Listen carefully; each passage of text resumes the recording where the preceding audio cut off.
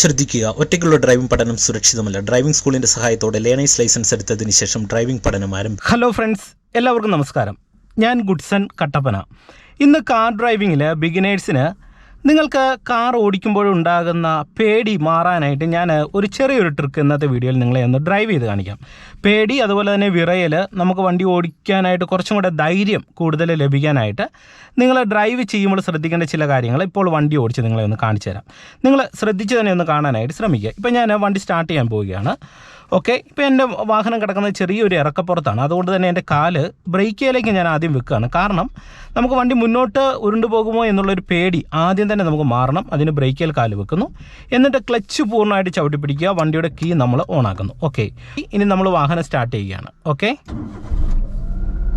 First ഗിയറിലേക്ക് കൊടുക്കുന്നു. Hand brake of ചെയ്യുന്നു. അതിൽ ഏറ്റവും ലാസ്റ്റ് മാത്രമേ നിങ്ങൾ ഹാൻഡ് ബ്രേക്ക് ഓഫ് ചെയ്യാവുള്ളൂ. ഈ കാര്യം നിങ്ങൾ കൃത്യമായിട്ട് ഓർക്കുക. നമ്മൾ വണ്ടി സ്റ്റാർട്ട് ചെയ്തിട്ട് ഏറ്റവും അവസാന ഭാഗത്താണ് നമ്മൾ ഹാൻഡ് ബ്രേക്ക് ഓഫ് ചെയ്ത് കൊടുക്കുന്നത്. താഴോട്ട് ഓഫ് ചെയ്ത് കൊടുക്കുക. ഓക്കെ, ഇനി ഞാൻ മെല്ലെ ബ്രേക്കിൽ നിന്ന് അയക്കുമ്പോൾ തന്നെ എൻ്റെ വാഹനം നീങ്ങുന്നുണ്ട്. ഓക്കെ, നീങ്ങി തുടങ്ങുന്ന സമയത്ത് ഇറക്കത്താണെങ്കിൽ നിങ്ങൾ ചെയ്യേണ്ടത് ഒരു ഗിയറും കൂടെ ഒന്ന് ഇട്ട് കൊടുക്കുക. ഇപ്പോൾ ഞാൻ സെക്കൻഡ് ഗിയറിലേക്ക് ഇട്ടു.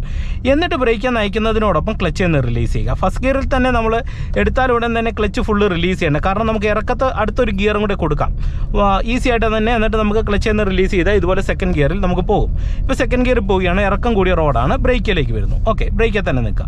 എന്നിട്ട് നിങ്ങളിനി ചെയ്യേണ്ട ഒരു കാര്യം എന്ന് പറയുന്നത്, നിങ്ങൾക്ക് പേടി ഉണ്ടെങ്കിൽ, പേടി മാറണമെന്നുണ്ടെങ്കിൽ നിങ്ങൾ ചെയ്യേണ്ടത് വണ്ടി ഓടിക്കുക എന്നുള്ളത് മാത്രമേ നമുക്ക് പേടി മാറാനായിട്ട് ചെയ്യാൻ കഴിയത്തുള്ളൂ. അപ്പം അതിന് നിങ്ങൾ ചെയ്യേണ്ടത് പരമാവധി നിങ്ങൾക്ക് പറ്റാവുന്ന ഒരു ഗിയറിൽ വണ്ടി ഓടിക്കുക എന്നുള്ളതാണ്. അതായത് എല്ലാ ഗിയറും ഇട്ട് ഓടിക്കാനായിട്ടുള്ള ശ്രമം നമ്മൾ നടത്തണം. എങ്കിൽ പോലും നിങ്ങൾ തുടക്കത്തിൽ പറ്റാവുന്ന ഗിയറിലിട്ട് വണ്ടി ഓടിക്കുക.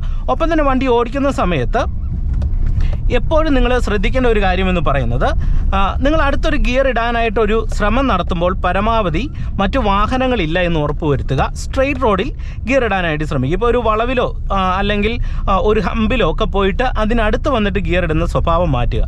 കാരണം നമുക്ക് അടുത്ത് വരുന്ന സമയത്ത് ഗിയർ ഇടുമ്പോൾ നമുക്ക് സ്റ്റിയറിംഗ് കൺട്രോൾ തെറ്റുന്ന സമയത്ത് നമ്മുടെ വണ്ടി ഏതെങ്കിലും ഒരു സൈഡിലേക്ക് പോകാൻ സാധ്യതയുണ്ട്. അപ്പോൾ അതൊക്കെ ഒഴിവാക്കാനായിട്ട് എന്ത് ചെയ്യണം, പരമാവധി ഒരു നിരപ്പ് റോഡിൽ വരുന്നതിനനുസരിച്ച്, അല്ലെങ്കിൽ നമ്മളൊരു വളവ് കണ്ട, ഇപ്പം ഞാൻ സെക്കൻഡ് ഗിയറിലാണ് പോകുന്നത്, ഇപ്പോൾ എനിക്ക് ഇവിടെ ഇച്ചിരി നിരപ്പ് റോഡുണ്ട്, അവിടെ നമുക്ക് വേണമെങ്കിൽ ക്ലച്ച് പിടിച്ചിട്ട് തേർഡ് ഇടാം.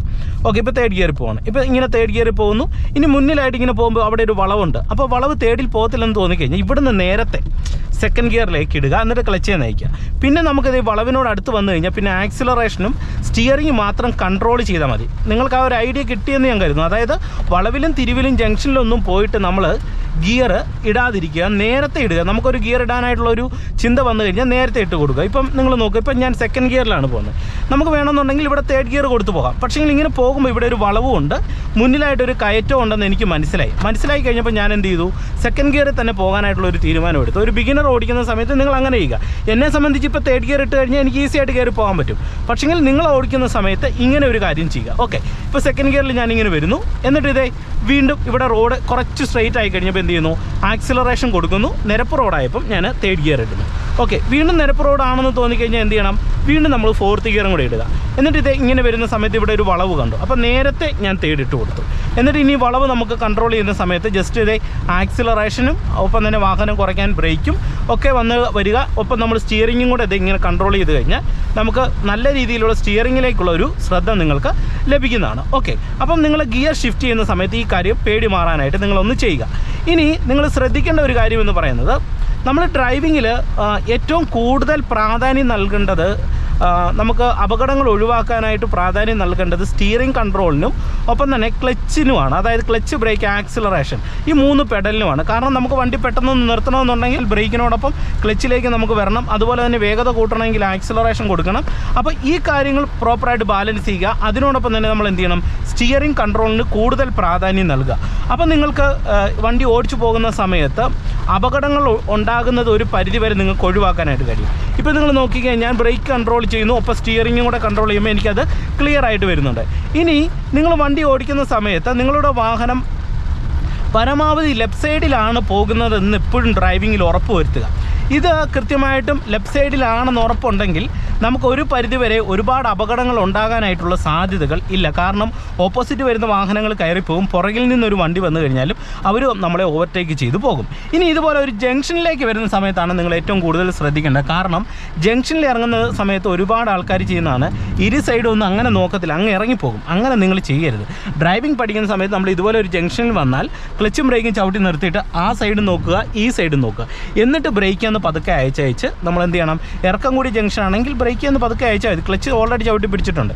എന്നിട്ട് വണ്ടി ഇത് ബ്രേക്ക് എന്ന് അയച്ചയച്ച് റൺ ചെയ്ത് തുടങ്ങിക്കഴിഞ്ഞാൽ എന്ത് ചെയ്യണം, നമ്മൾ പതുക്കെ ക്ലച്ചിൽ നിന്ന് റിലീസ് ചെയ്ത് കൊടുക്കുക. അപ്പോൾ ഈ കാര്യമാണ് നിങ്ങളത് വണ്ടി ഓടിക്കുന്ന സമയത്ത് പ്രധാനമായിട്ടും ഒരു ജംഗ്ഷനിൽ വരുമ്പോൾ ശ്രദ്ധിക്കേണ്ടത്. ഒറ്റയടിക്ക് കയറി പോകാതിരിക്കാനായിട്ട് ശ്രദ്ധിക്കുക. ഓക്കെ, ഇനി നിങ്ങൾക്ക് പേടി ഒഴിവാക്കാനായിട്ട് ഡ്രൈവിങ്ങിൽ ചെയ്യാൻ പറ്റുന്ന ഒരു കാര്യമാണ് ഹോൺ ചെയ്യുക എന്നുള്ളത്. ഓക്കെ, ഈ ഹോൺ ചെയ്യുന്നത് നമ്മളിപ്പോൾ ഓപ്പോസിറ്റ് ഒരു വണ്ടി വന്നു കഴിഞ്ഞാൽ നമുക്ക് തീർച്ചയായിട്ടും ആ ഒരു വണ്ടിയെ കണ്ടു കഴിഞ്ഞാൽ നിങ്ങൾക്ക് ഒത്തിരി പേടിയാണ്, ആ വണ്ടി അടുത്തോട്ട് വരുന്നുണ്ടെന്ന് തോന്നിയാൽ ഒരു ഹോൺ അടിച്ച് അവരെ ഒന്ന് ഓർമ്മപ്പെടുത്തിയേക്കുക. അപ്പോൾ തീർച്ചയായിട്ടും അവർ ശ്രദ്ധിക്കുന്നതിനേക്കാൾ കൂടുതൽ ഒരു പിടിയും കൂടെ ശ്രദ്ധ ഓപ്പോസിറ്റ് വരുന്ന വാഹനങ്ങൾക്ക് തീർച്ചയായിട്ടും ഉണ്ടാകും.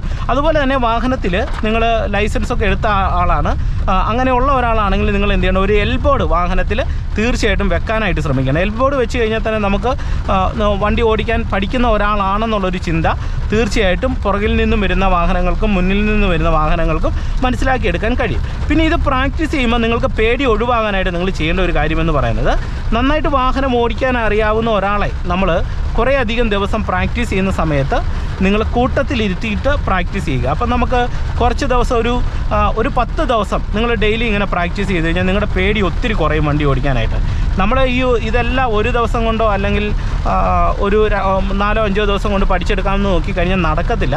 അപ്പോൾ നമുക്ക് പേടി മാറണമെന്നുണ്ടെങ്കിൽ നിരന്തരമായിട്ട് ഡ്രൈവ് ചെയ്യുക. ഓരോ ദിവസം കഴിയുന്തോറും നമുക്ക് നമ്മുടെ മിസ്റ്റേക്കുകൾ മനസ്സിലാക്കി എടുക്കാൻ കഴിയും.